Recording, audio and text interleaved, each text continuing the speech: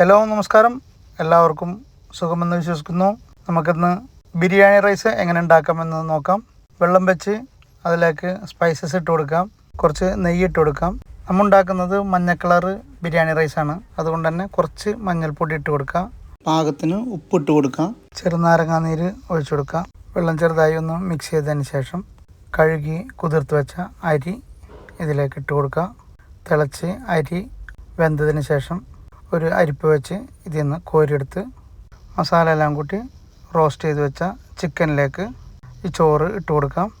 വേറൊരു ചട്ടി വെച്ച് അതിലേക്ക് എണ്ണ ഒഴിച്ച് ചൂടായതിന് ശേഷം അണ്ടിപ്പരിപ്പ്, മുന്തിരി, സവാള എന്നിവ പൊരിച്ച് മാറ്റിയെടുക്കാം.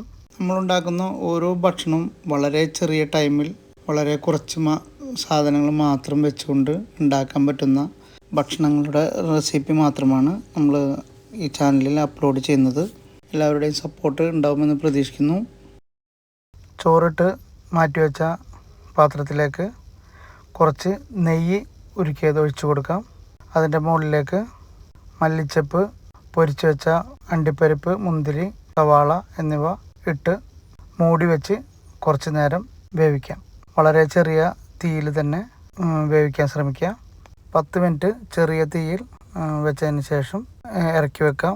മിക്സ് ചെയ്ത് കഴിച്ച് നോക്കാം. പെട്ടെന്ന് ഉണ്ടാക്കാവുന്നതും നല്ല ടേസ്റ്റ് ആയിട്ടുള്ള അടിപൊളി ചിക്കൻ ബിരിയാണി റെഡി ആയിട്ടുണ്ട്. വീഡിയോ കാണുന്നവർ ലൈക്ക് ചെയ്യാതെ പോകാൻ മറക്കരുത്. അഭിപ്രായങ്ങൾ മെസ്സേജിലൂടെ അറിയിക്കാം. ലൈക്ക് ചെയ്യുക, ഷെയർ ചെയ്യുക.